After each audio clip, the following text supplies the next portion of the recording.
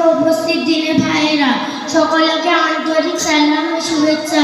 আসসালামু আলাইকুম ওয়া রাহমাতুল্লাহি ওয়া বারাকাতুহু। আজকে এই বরকতময় মজলিসে আমার বক্তৃতার বিষয় হলো সিরাতে মুহাম্মদ সাল্লাল্লাহু আলাইহি সাল্লামের পয়গাম। আশা করছি আপনারা আমার কথা গুরুত্ব সহকারে শুনবেন। সম্মানীয় শ্রোতা মণ্ডলী, আজ সারা বিশ্বে অশান্তি, নিরাপত্তাহীনতা ছড়িয়ে পড়েছে। মানুষ নিপীড়ন ও বিচারের শিকার হচ্ছে। লুটতরাজ, চুরি, ডাকাতি, ছিনতাই একেবারে সাধারণ ব্যাপার হয়ে পড়ছে। চারিদিকে ধোঁকা প্রতারণা, বাজার জলজল করছে। ব্যবসায়ী হোক অথবা মজদুর, মালিক হোক অথবা চাকর, সকলের প্রেশার আছে। কারোর সাথে কোনো সম্পর্ক নেই, মনের সাথে সহনশীলতা নেই, ভাই ভাইয়ের উপর ভরসা নেই। এদিকে হত্যা তো অন্যদিকে আত্মহত্যা। রাসূল সাল্লাল্লাহু আলাইহি সাল্লাম যে সময় মক্কায় ভূমিষ্ঠ হন, সেই সময় মক্কাবাসীরা আল্লাহ তাআলাকে ছেড়ে গাছ, পাথর এবং নিজের মতো মানুষের পূজা করত।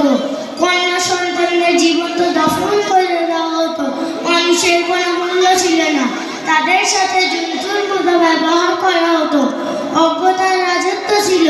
জোরজার মুলুকটা ক্ষমতাশীলরা দুর্বলের প্রতি অত্যাচার করত এবং দুর্বলরা অত্যাচারের চাকায় পিছতে থাকত। এমন এক কঠিন পরিস্থিতিতে আল্লাহ তাআলা হযরত মুহাম্মদ সাল্লাল্লাহু আলাইহি সাল্লামকে হিদায়াতের নূর দিয়ে পাঠিয়েছেন। তিনি মানুষদের এক আল্লাহর ইবাদতের শিক্ষা দিয়েছেন। তিনি মানুষদের অন্তরে আল্লাহর ভয় সৃষ্টি করেছেন। তিনি অসৎ কাজে নিষেধ করেছেন এবং ভালো কাজের আদেশ দিয়েছেন। তিনি এতিমদের সম্পদ ভক্ষণ করতে নিষেধ করেছেন। তিনি মহিলাদের পর পুরুষ থেকে দূরে থাকার আদেশ দিয়েছেন। তিনি পবিত্র নারীদের উপর অপবাদ দিতে নিষেধ করেছেন। তিনি জান্নাতের নিয়ামতের দিকে আহ্বান করেছেন। তিনি আখিরাতের ভয়াবহ আঞ্জাম থেকে ভয় দেখিয়েছেন। তিনি জাহান্নামে নিয়ে যাবে এমন কাজ থেকে বিরত রেখেছেন।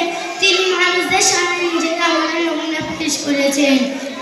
সম্মানীয় শ্রোতা মণ্ডলী, রাসূল সাল্লাল্লাহু আলাইহি সাল্লাম দ্বীনের জন্য অনেক কষ্ট সহ করেছে। তাকে জাদুকর এবং পাগল বলা হয়েছে, ঠাট্টা করা হয়েছে, পাথর ছুঁড়ে মারা হয়েছে। নামাজ অবস্থায় তার পিঠের উপর ভুঁড়ি চাপিয়ে দেওয়া হয়েছে, গলায় দড়ি দেওয়া হয়েছে। তিনি দ্বীনের জন্য নিজের জন্মভূমি মক্কা ছেড়ে মদিনায় পাড়ি দেন। এই সমস্ত কষ্ট সহ করেও মক্কা বিজয়ের সময় সমস্ত শত্রুদের এক বাক্য ক্ষমা করে দিয়েছিলেন। বর্তমান সময়ে রাসূল সাল্লাল্লাহু আলাইহি সাল্লামের অনুসরণ করা আমাদের জন্য আবশ্যক। ইসলামী শিক্ষা এই অত্যাচারের বিনাশ করতে পারে, কেননা আল্লাহ তাআলা হযরত মুহাম্মদ সাল্লাল্লাহু আলাইহি সাল্লামকে আমাদের স্থায়ী সফলতার জন্য পাঠিয়েছেন। বর্তমান সময়ে রাসূল সাল্লাল্লাহু আলাইহি সাল্লামের সিরাতে মূল্যায়ন করা আমাদের জন্য আবশ্যক, কেননা রাসূল সাল্লাল্লাহু আলাইহি সাল্লামের জীবনে আছে আমাদের সফলতা। এই জন্য আল্লাহ তাআলা বলেন, লাকাদ কানা লাকুম ফি রাসূলিল্লাহি উসওয়াতুন হাসানাহ।